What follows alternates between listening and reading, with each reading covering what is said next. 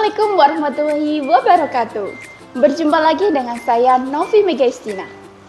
Kali ini saya akan menjelaskan materi tentang anekdot. Kira-kira ada yang tahu apa itu anekdot? Baik, akan saya jelaskan. Teks anekdot adalah teks yang bersifat lucu. Walaupun sifatnya lucu, tetapi isinya biasanya digunakan untuk maksud tertentu, yaitu untuk penyampaian sebuah kritik. Jadi, teks anekdot adalah teks yang menyampaikan suatu kritikan tetapi dibungkus dengan cara yang lucu. Itulah anekdot. Lalu, apa tujuannya membuat teks anekdot? Yang pertama, untuk membangkitkan tawa pembaca. Teks anekdot membutuhkan kemampuan untuk memahami selera humor sesuai dengan keadaan tersebut. Yang kedua, yaitu sebagai sarana hiburan.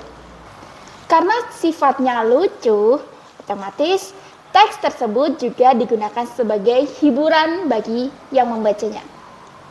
Dan yang ketiga, yaitu sebagai sarana kritik. Jadi kalian bisa menggunakan teks anekdot jika ingin mengkritik akan satu hal.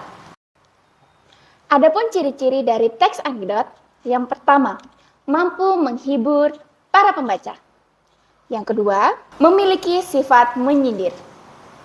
Yang ketiga, bisa jadi mengenai tentang orang-orang penting. Karena tidak ada aturan yang ketat dalam pembuatan teks anekdot, jadi teks ini bisa digunakan untuk menyindir orang-orang tertentu. Dan yang keempat, memiliki maksud atau tujuan. Karena bersifat lebih fleksibel, jadi penulis bisa menyesuaikan sesuai dengan keinginan si penulis. Dan yang kelima, bisa jadi teks anekdot berupa cerita dongeng. Sehingga penulis bisa mengubah nama tokoh yang ingin disindir atau dikritik menjadi cerita yang lebih bisa menghibur. Walaupun sebenarnya masih ada hubungan dengan keadaan yang sebenarnya. Lalu, apa saja struktur dari anekdot? Yang pertama, yaitu orientasi.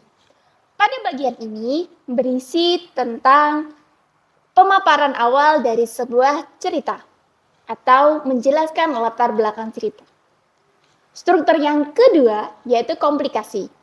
Isinya adalah inti permasalahan, puncak dari kritikan dan tawa dari teks anekdot. Biasanya di dalam struktur komplikasi ini terdapat krisis dan reaksi. Dan struktur yang ketiga adalah evaluasi. Pada bagian ini komentar terhadap isi atau pesan yang ingin disampaikan. Umumnya bisa dinamakan sebagai koda. Dan struktur yang ketiga ini bersifat opsional. Jadi, pada struktur ini bisa dihadirkan maupun tidak. Sudah jelas dengan struktur anekdot? Untuk lebih memahami struktur teks anekdot, maka perhatikan contoh berikut ini.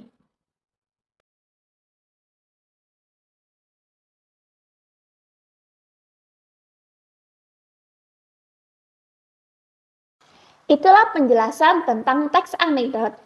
Jadi, kalau kalian ingin menyampaikan suatu kritikan akan suatu hal dalam bentuk tulisan, maka kalian bisa menggunakan teks anekdot. Lalu, bagaimana kalau kita ingin menyampaikan kritikan secara lisan? Nah, berbeda lagi namanya. Kalau kalian ingin menyampaikan sebuah kritikan secara langsung atau dengan lisan, maka itu dinamakan sebagai lawakan tunggal. Nama lainnya atau istilah kerennya yaitu stand up comedy. Lawakan tunggal adalah penyajian secara langsung yang disampaikan seorang diri di atas panggung. Orang yang menyampaikan lawakan tunggal biasanya disebut sebagai komika. Seorang komika biasanya dapat mengungkapkan hal yang tidak disukai akan suatu hal. Baik itu berdasarkan penelitian atau kenyataan maupun berdasarkan kegelisahan diri sendiri. Oleh karena itu, lawakan tunggal bisa disebut juga dengan komedi cerdas. Dalam menyampaikan lawakan tunggal, biasanya kita akan mengenal beberapa istilah berikut ini. Yang pertama, setup. Pada bagian ini menjelaskan tentang awal atau pengantar dari cerita humor tersebut. Kemudian ada punch atau punchline. Pada punchline inilah titik dari kritikan yang bersifat lucu atau humor.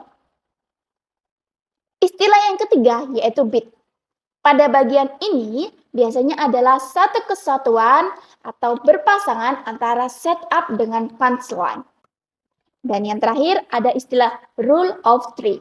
Pada bagian ini merupakan cara untuk mengundang tawa penonton.